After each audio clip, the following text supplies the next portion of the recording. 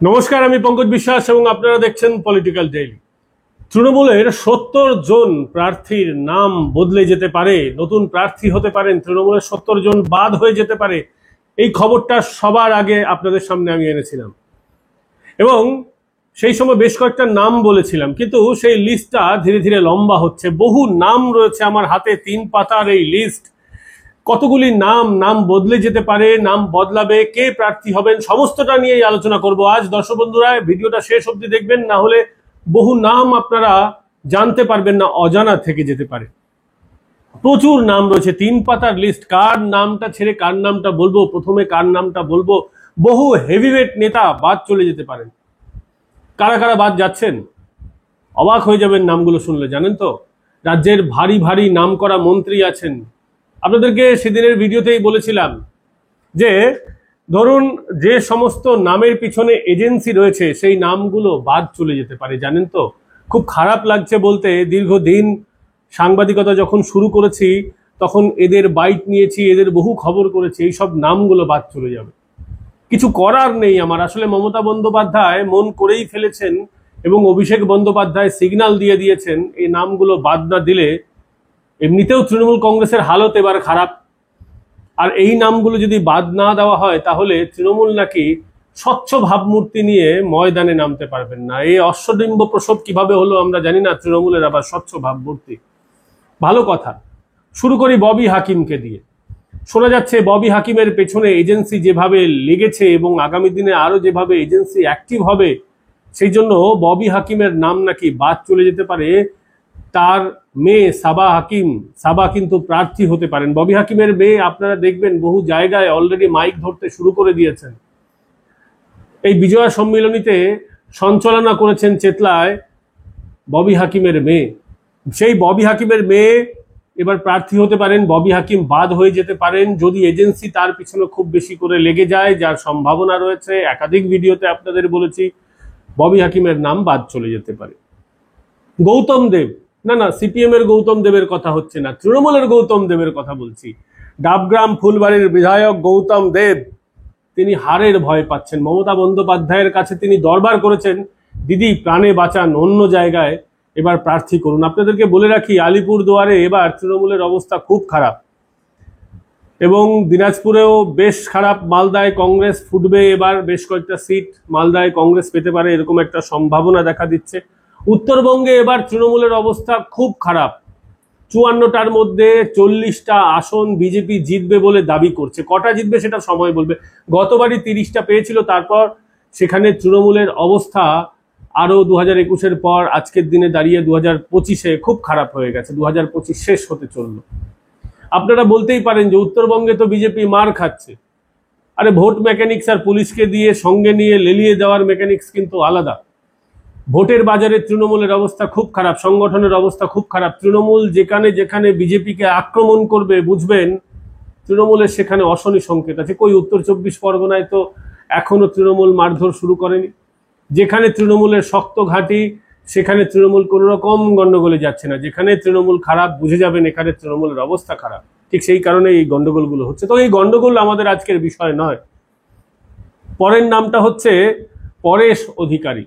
তার মেয়ে, তার চাকরি গিয়েছে। পরেশ অধিকারীরও এজেন্সি তার পেছনে বাজেভাবে লেগে পড়েছে, জেল খেটেছেন বেচারাই। পরেশ অধিকারী মেখলিগঞ্জ থেকে আর প্রার্থী হচ্ছেন না। যতগুলো আইনি আদালতের ঝামেলায় ফেসে আছেন তৃণমূলের নেতারা, বড় বড় ঝামেলায়, ED, CBI, NIA etcetera etcetera and etcetera, এই সমস্ত লোকগুলোকে আর তৃণমূল প্রার্থী নিতে চাইছে না, ঝুঁকি নিতে চাইছে না।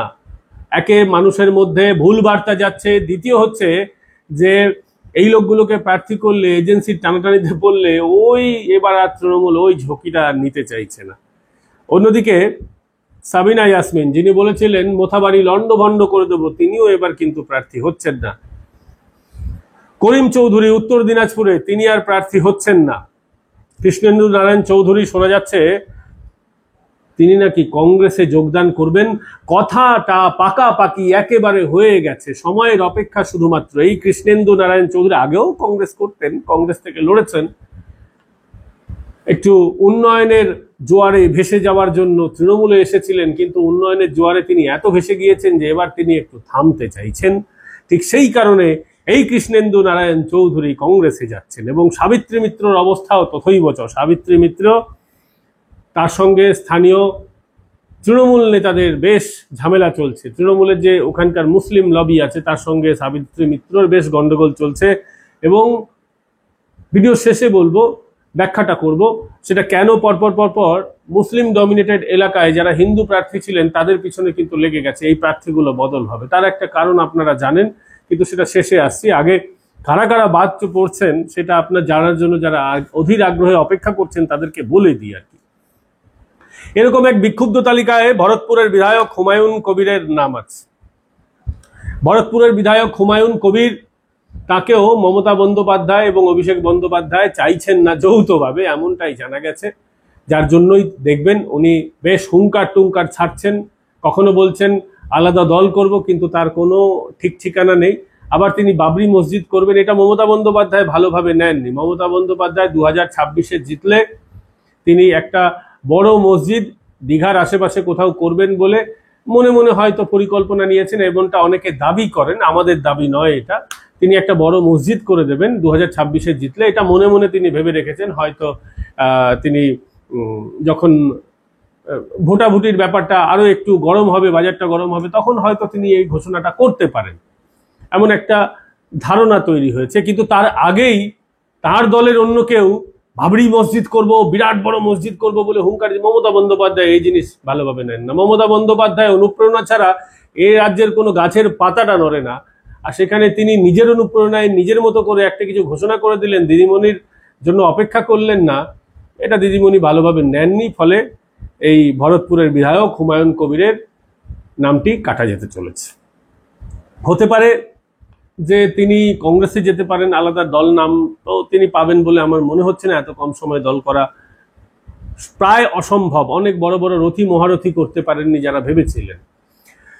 মুর্শিদাবাদ, এখানে আসন কমবে, সেজন্য ভরতপুরের বিধায়ককে প্রয়োজন তৃণমূলের। শেষ পর্যন্ত কি হয় কিছু বলা যাচ্ছে না। এখানে 20টা আসন পেয়েছিল তৃণমূল কংগ্রেস, এবার আসনটা কিন্তু আরো কমতে চলেছে। এই ভরতপুরের বিধায়ক হুমায়ুন কবির এখন তৃণমূলের গলার কাটা হয়ে গেছেন। এবার নদিয়াতে চলে আসি। মালদা, মুর্শিদাবাদ, তারপরেই তো নদিয়া জেলা, দক্ষিণবঙ্গে প্রবেশ করছি আমরা।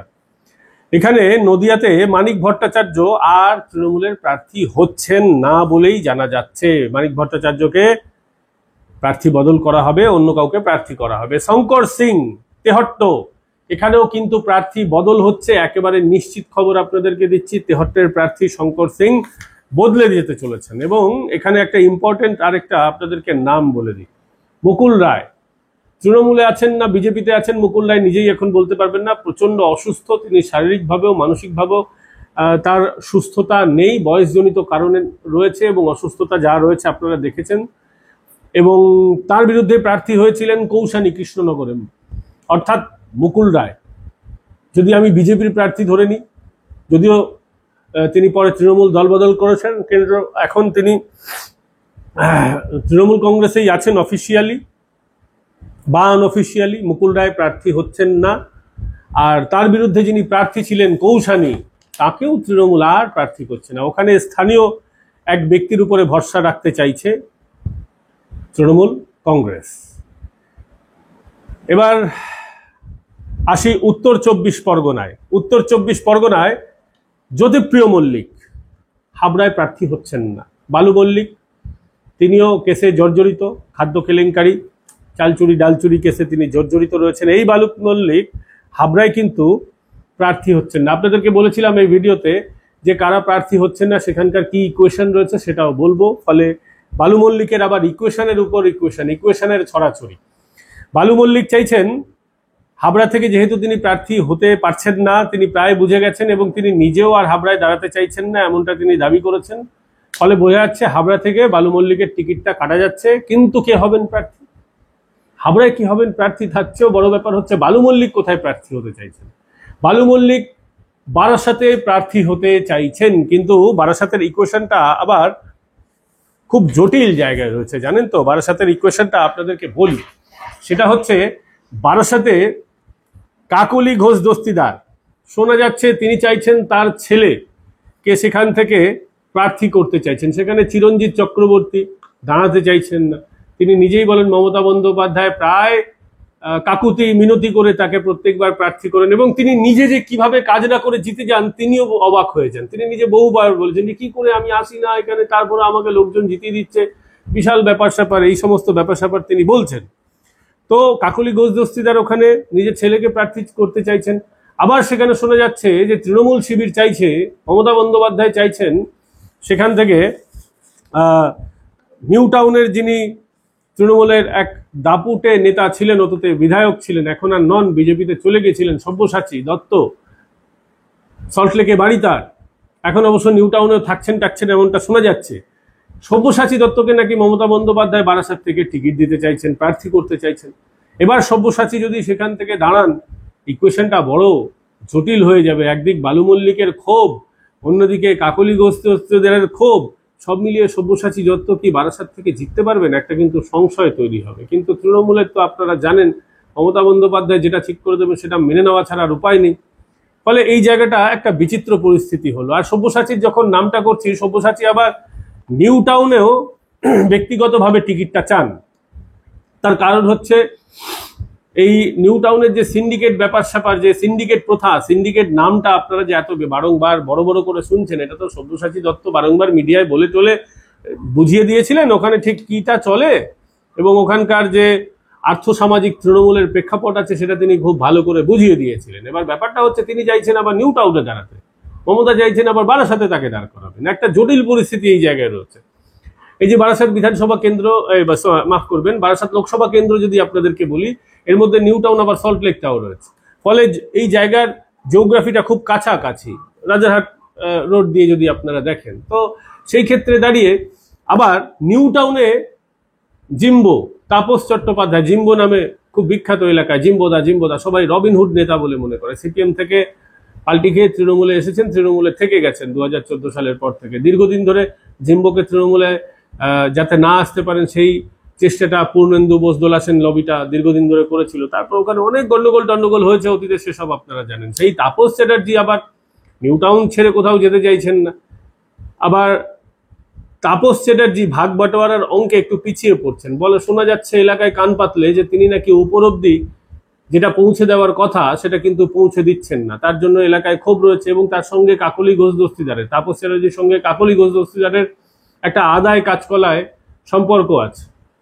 আবার কাকলি ঘোষ দস্তিদারের সঙ্গে সুজিত বোসের সম্পর্ক ভালো, সুজিত বসুর সঙ্গে আবার তাপস চ্যাটার্জির সম্পর্ক ভালো নয় মন্দও নয়, এমন একটা জায়গায় রয়েছে।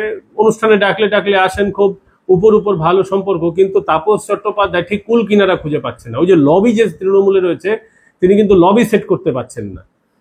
ওখানে আবার ডাম্পি মণ্ডল তার বিরুদ্ধে অতীত থেকে লড়াই করে আসছেন, ছাত্র নেতা ছিলেন আপনার 90-এর দশকের শেষ দিক থেকে, কংগ্রেস তো করে টোরে একেবারে 2000, আমি ডাম্পি মণ্ডলকে 2005, 6, 7 থেকে চিনি ব্যক্তিগত স্তরে। তো ডাম্পি মণ্ডল একেবারে ছাত্র নেতা। 2008, 9 ভয়ঙ্কর সময় তিনি তাপস চট্টোপাধ্যায়ের বিরুদ্ধে ব্যাপক টকবক করে ফুটে উঠেছিলেন। এখন অবশ্য এলাকায় মিলেমিশে চলতে হয়, কিন্তু মনে মনে তো কেউ কাউকে পছন্দ করেন বলে আমরা শুনি না, জানি না। তো তাপস চট্টোপাধ্যায় বেশ কোণঠাসা হয়ে রয়েছেন এলাকায়। এবার তিনি কোথায় প্রার্থী হবেন? নিউ টাউন থেকে তাকে সরিয়ে দিলে আর তার প্রার্থী হওয়ার সম্ভাবনা কম, জিতে আসার সম্ভাবনা তো ছেড়েই দিন। নিউ টাউনেই সব্যসাচীর লবি তাপস চট্টোপাধ্যায়ের বিরুদ্ধে একের পর এক মিসাইল আক্রমণ করে চলেছে। এই জায়গাটায় এই পরিস্থিতি হয়ে কিন্তু রয়েছে, ভয়ঙ্কর এক পরিস্থিতি। তো এ তো গেল বালু মল্লিক, তাপস চ্যাটার্জিদের কথা। মানে আপনারা বুঝতে পারছেন তো, বালু মল্লিকেরও একটা বিগ কোশ্চেন মার্ক হয়ে রয়েছে। তাপস চ্যাটার্জি নিউ টাউনের বিধায়ক, তার একটা ভবিষ্যৎ নিয়ে বিগ কোশ্চেন মার্ক হয়ে রয়েছে। সব্যসাচী বিজেপিতে গেছিলেন, আবার তৃণমূলে ফিরে এসেছেন, একটা ছোট্ট পোস্ট পেয়ে রয়েছেন বিধাননগর কমিশন, পৌরসভায় আর কি, পৌর নিগমে। সেখানে একটা ছোট্ট পোস্ট আছে তার, চেয়ারপারসনে। এই চেয়ারপারসনের আবার কোনো ভ্যালু ট্যালু নেই, সেটা সবাই জানে। তো তিনি আবার প্রার্থী হতে চাইছেন, তার উপরেও একটা ভবিষ্যৎ নিয়ে কোশ্চেন মার্ক রয়েছে। দমদমে ব্রাত্য বসু, শোনা যাচ্ছে নাকি তিনিও চাপে আছেন। এলাকার বহু কাউন্সিলর তার উপরে ক্ষুব্ধ। ব্রাত্য বসুর নাকি ব্যবহার ভালো নয়, তিনি মন্ত্রী ভালো, নাট্যকার ভালো, সব ভালো, কিন্তু এলাকায় তার নাকি তৃণমূল কংগ্রেসের কাউন্সিলরদের সঙ্গে বনিবনা নিয়ে সমস্যা আছে। একটা ব্যাপক ক্ষোভ রয়েছে সেখানে ব্রাত্য বসুকেও এবার দমদম থেকে অন্য জায়গায় সরিয়ে দেওয়া হতে পারে, এমনটা কিন্তু শোনা যাচ্ছে। ব্রাত্য বসুও দেখবেন এই ভোটের আগে সিনেমা টিনেমা নিয়ে আবার উঠে পড়ে লেগেছেন। মাঝে মধ্যেই তিনি বেশ অফ টাইমে চলে যান, মানে মন্ত্রিত্বটা হাফ টাইমে তিনি করেন, হাফ টাইম আবার তিনি তার অভিনয় জগৎ টগৎ নিয়ে থাকেন, পরিচালনা নিয়ে থাকেন। সুজিত বসুর উপরেও চাপ রয়েছে। সুজিত বসুর পিছনে আবার ইডি লেগে গেছে, আপনারা তো জানেনই। সেই সুজিত বসু পুরসভা নিয়োগ দুর্নীতি, অয়নশীল, তার কাছ থেকে অনেক কাগজ টাগজ উদ্ধার হয়েছে, তারপর থেকে মামলাটা এগিয়েছে। এবার সুজিত বসুর পিছনে যদি ইডি সিবিআই বেশ ভালো করে লেগে যায়, এজেন্সি লেগে যায়, তাহলে কিন্তু সুজিত বসুকেও টিকিট দেওয়া নিয়ে একটা দোদুল্যমানতা তৈরি হয়েছে তৃণমূল কংগ্রেসের মধ্যে। এই একটা ব্যাপার রয়েছে। মানে এই যে বিধাননগর এলাকাটা, কলকাতা উত্তর শহরতলির মধ্যে বিধাননগর নিউ টাউন, এই এলাকাটা নিয়ে বেশ তৃণমূলের একটা মাথা ব্যথার কারণ হয়ে গেছে। আবার এই সুজিত বোসকে এখান থেকে সরিয়ে আপনি কোথায় দেবেন? একটা হেভিওয়েট নেতা, আজ থেকে তো নয়, দীর্ঘদিন ধরে সুজিত বসু এলাকাটা ডমিনেট করে আসছেন। এর আগের নির্বাচনে সুজিত বোস প্রায় হেরে যাবেন, সব্যসাচী মারাত্মক ফাইট দিচ্ছেন, কিন্তু ওই কয়েকটা পকেট এলাকা, দত্তাবাদ, আবার এদিকে উল্টোডাঙ্গার পাশে, উল্টোডাঙ্গা যে খালটা যাচ্ছে, খালের পাশে যে এলাকাটা, এই এলাকা থেকে মানে দক্ষিণ দমদম পৌরসভার অংশ, পার্থ ভার্মা যেখান থেকে কাউন্সিলর, সেই এলাকা থেকে বেশ সুজিত বসু জিতে বেরিয়ে এলেন। মানে কয়েকটা অঞ্চল নিয়ে সুজিত বসু ম্যানেজ করে দিলেন। সল্ট লেকের মধ্যে সুজিত বোস হাওয়া। ফলে সুজিত বোসের জনপ্রিয়তা যে সল্ট লেকে অর্থাৎ বিধাননগরে নেই, সেটা বারংবার প্রমাণ হয়েছে। জোরজার করে তিনি যেভাবে জিতছেন ওই ক্যালকুলেশন পলিটিক্স করে, সেটা তো তৃণমূল কংগ্রেস ভালোভাবে জানে। ফলে সুজিত বোসকে নিয়েও একটু চাপ রয়েছে এখানে। স্বর্ণকমল সাহা, তিনি আর টিকিট পাচ্ছেন না। স্বর্ণকমল সাহা গতবারই টিকিট পাবেন না করে শেষ মুহূর্তে কিভাবে পেয়েছিলেন সেটা নিয়ে আলাদা একটা স্টোরি হতে পারে। স্বর্ণকমল সাহা এবার টিকিট পাচ্ছেন না। বিবেক গুপ্তা জোড়াসাঁকো কলকাতায়, সেখানে তিনি চাপে রয়েছেন। এই বিবেক গুপ্তাকে তৃণমূল কংগ্রেস এবার প্রার্থী করতে চাইছে না, সেখানে ব্যাপক ওখানে গন্ডগোল রয়েছে। গন্ডগোল মানে গোষ্ঠীদ্বন্দ্বের ব্যাপারটা আপনাদেরকে বলছি, সেখানে ব্যাপক গোষ্ঠীদ্বন্দ্ব রয়েছে। ধর্ণা হয়ে গেছিল বিবেক গুপ্তার অফিসের কাছে, দীর্ঘদিন ধর্ণা অভিযান চলেছিল। ফলে এখানে বিবেক গুপ্তা নিয়ে ব্যাপক চাপ আছে। বিবেক গুপ্তাকে কিন্তু তৃণমূল টিকিট দিতে চাইছে না, ম্যানেজ করেও এবার আর টিকিট পাবেন বলে মনে হচ্ছেন না। তবে সেখানে এবার কাকে প্রার্থী হওয়া মানে করে তৃণমূল কংগ্রেস, সেটা একটা দেখার বিষয় থাকবে। কিন্তু আপনাদেরকে বলি যে হাওড়া এবার আসি, মনোজ তিওয়ারি, তিনিও প্রার্থী নাকি হতে চাইছেন না, সেখানে প্রার্থী বদল করা হতে পারে। লক্ষ্মীরতন শুক্লকে আবার টিকিট দেওয়ার চেষ্টা চলছে, তাকে বোঝানোর চেষ্টা চলছে, লবিং করা হচ্ছে যাতে লক্ষ্মীরতন শুক্লাকে আবার তৃণমূল টিকিট দিতে পারে। কলকাতার বেশ কয়েকটা কেন্দ্রের আপনাদেরকে কথা বললাম, এখানে দুটো কেন্দ্র রয়েছে। বেহালা পশ্চিমে পার্থ তো জেলে রয়েছেন, তাকে তৃণমূল টিকিট দেবে কি করে? শোনা যাচ্ছে যে তিনি আবার বেরিয়ে আসতে পারেন, সেক্ষেত্রে তাকে টিকিট দেওয়া হবে কি হবে না, এটা নিয়ে মমতা বন্দ্যোপাধ্যায়ের এবং অভিষেক বন্দ্যোপাধ্যায়ের রফা হওয়া এখনো বাকি। অভিষেক বন্দ্যোপাধ্যায় কিছুতেই মেনে নিতে পারছেন না, কিছুতেই নাকি তিনি চাইছেন না, এমনটাই ঘনিষ্ঠ মহল সূত্রে খবর। বেহালা পশ্চিমে পার্থ চট্টোপাধ্যায়কে তিনি ক্যান্ডিডেট করতে চাইছেন না। স্বচ্ছ ভাবমূর্তির কথা বলা হচ্ছে। এবার এরকম স্বচ্ছ ভাবমূর্তির বিষয় যদি বলা হয় তাহলে তৃণমূলে অনেকে হাসবে এই কথাটা শুনে। তার কারণ হচ্ছে, আপনাদেরকে মনে থাকবে যে মদন মিত্র জেল থেকে বেরিয়ে এসে কামারহাটিতে প্রার্থী হয়েছিলেন, জিতেও ছিলেন। এবার সেখানে আলটিমেটলি মমতা বন্দ্যোপাধ্যায় পার্থ চট্টোপাধ্যায়ের বিরুদ্ধে কি এখন এই শেষ বয়সে এসে শেষের দিকে এত ফাইট করবেন, এত লড়াইতে যাবেন? মনে হচ্ছে না। আর যেখানে এবার তৃণমূল কংগ্রেসের ব্যাপক চাপ রয়েছে, ফলে তৃণমূল কংগ্রেস কোনো রকম ভাবে এবার আর চাইছে না যে পুরনোদের টিকিট দিতে। নতুন একটা ব্রিগেড খাড়া করতে চাইছে তৃণমূল কংগ্রেস, তারুণ্যের ব্রিগেড। সেখানে বুড়োদেরকে বাদ দেওয়ার একটা প্রচেষ্টা হচ্ছে। এমনিতেই অসুস্থ পার্থ চট্টোপাধ্যায়, দীর্ঘদিন জেলে টেলে থাকলে অনেকে শরীর টরীর খারাপ হয়ে যায়, অনেক কারণ আছে তার, এসব ব্যাপার রয়েছে। এবার বেহালা পূর্বে আসি। বেহালা পূর্বে কদিন আগেই তো দলে এসেছেনই বলবো, তার কারণ এনকেডি এর চেয়ারম্যান হয়ে গেছেন শোভন চট্টোপাধ্যায়, যার সঙ্গে বৈশাখীও প্রার্থী হবেন, বলছি সেটা পরে। কিন্তু শোভন চট্টোপাধ্যায় তিনি বেহালা পূর্বে প্রার্থী হতে পারেন। এখান থেকে রত্না চ্যাটার্জির পাত্তা একেবারে কেটে দেওয়া হচ্ছে। মমতা বন্দ্যোপাধ্যায় যখন যাকে যেটুকুন প্রয়োজন সেটুকুনি ব্যবহার করেন, এবং ব্যবহার করার পর তাকে আর দলে জায়গা দেন না। তিনি একেবারে ছুঁড়ে ফেলায় তিনি একদম কার্পণ্য করেন না। ভাই হোক, বন্ধু হোক, যে হোক, অভিষেক হোক, মমতা বন্দ্যোপাধ্যায় দলের ব্যাপারে কোনো কার্পণ্য করেন না। তার এক মুহূর্ত যদি মনে হয় একে প্রয়োজন নেই, ছুঁড়ে ফেলতে মমতা বন্দ্যোপাধ্যায় কোনো রকম কঞ্জুসি করেন না। তো সে জায়গায় দাঁড়িয়ে বেহালা পূর্বে রত্না চট্টোপাধ্যায়ের পাত্তা কাটা যাচ্ছে। সেখানে শোভন চট্টোপাধ্যায়কে আবার প্রার্থী করা হবে, তার সঙ্গে বৈশাখী দেবী ফ্রি আছেন। তাহলে রত্না চট্টোপাধ্যায় যাবেন কোথায়? রত্না চট্টোপাধ্যায়কে চলে যেতে হবে তার বাপের বাড়িতে মহেশতলায়। সেখানে দুলাল দাস বয়সজনিত কারণে তাকে এবার সরিয়ে দেওয়া হবে, দুলাল দাস বাদ। এবার বাপের বাড়িতে চলে যেতে হবে রত্নাকে। রত্না বাপের বাড়ি এলাকা থেকে প্রার্থী হবেন, মহেশতলা থেকে রত্না প্রার্থী হচ্ছেন। এটা হচ্ছে একেবারে ভেতরের খবর। তাহলে দুলাল দাস বাদ গেলেন। এবার আপনারা বলবেন তাহলে বৈশাখীর কি হবে? শোভনের সঙ্গে তো বৈশাখী ফ্রি। শোভন চট্টোপাধ্যায় এখন বৈশাখীর কথা ছাড়া ওষুধ পর্যন্ত খান না, বৈশাখীর কথা ছাড়া চলেন না। যেমন করে বৈশাখী তাকে চালান তেমন করে চলেন। বয়স হয়েছে তো, বয়স হলে অনেক রকম সমস্যা হয়, নেতাদেরও হয়, ওরাও তো মানুষ। বৈশাখীও প্রার্থী হবেন, বৈশাখীর খুব শখ জেগেছে, এবার প্রার্থী হব। প্রার্থী হওয়ার জন্যই আপনাদেরকে মনে থাকবে যে শোভন যখন তৃণমূলে এলেন, অর্থাৎ এনকেডি এর দায়িত্ব তাকে দেওয়া হলো, চেয়ারম্যান করা হলো। এনকেডি এর দায়িত্ব আবার এর আগে ববি হাকিম সামলেছেন। ববি হাকিমকে দিয়ে এই ইনিংসটা, আজকের ভিডিওটা শুরু করেছে। তো সেইখানে বৈশাখী বন্দ্যোপাধ্যায়কে শিক্ষা দপ্তর থেকে 7 বছর পর একটা ছাড়পত্র দেওয়া হয়েছে। তখনই আমার মনে সন্দেহ জেগেছিল যে 7 বছর পর ছাড়পত্র দেওয়া হলো, গল্পটা কি?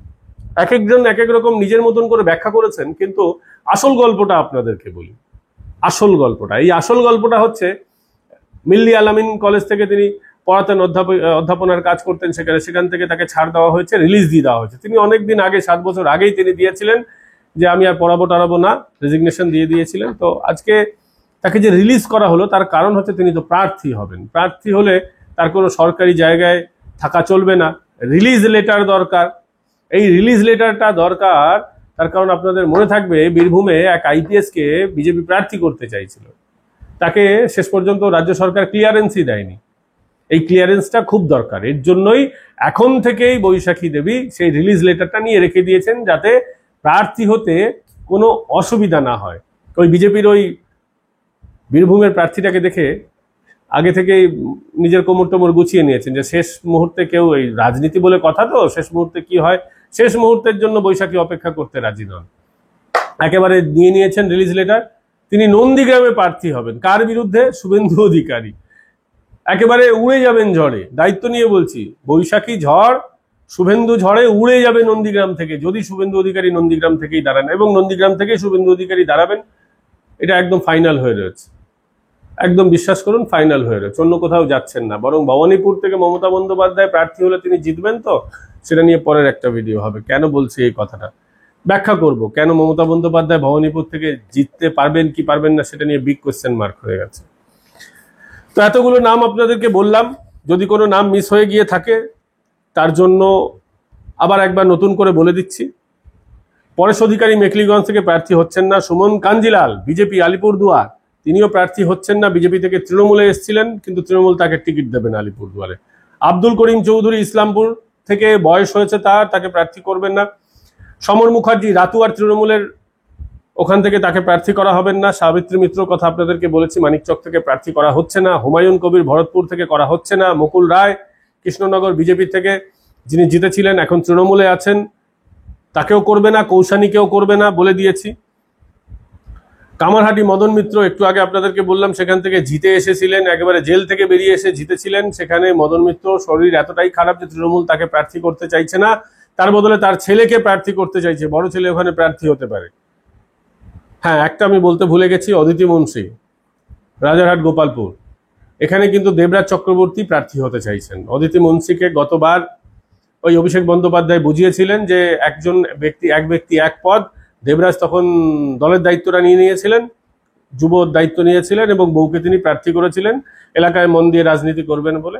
এখন তিনি বেশ পোক্ত হয়ে গেছেন, এখন তিনি বিধানসভা আর লোকাল পলিটিক্স দুটোই সামলাতে পারবেন, এবং এখন তার কোনো প্রতিদ্বন্দ্বী নেই এলাকায়, কোনো বিন্দুমাত্র প্রতিদ্বন্দ্বী নেই।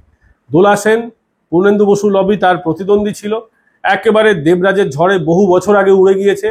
না দোলা সেন রাজ্যসভায় আছেন, না তার সহযোগী পূর্ণেন্দু বসু, তিনিও তো এখান থেকে উড়ে গিয়েছেন, এখানে থাকেই না, চলে যেতে হয়েছে এখন উত্তরপাড়ার দিকে। তো সে জায়গায় দাঁড়িয়ে রাজারহাট গোপালপুরে দেবরাজ চক্রবর্তী প্রার্থী হবে। বারাসাতে চিরঞ্জিত চক্রবর্তীর কথা বললাম, তিনি প্রার্থী হতে চাইছেন না, তাকে করাও হবে না।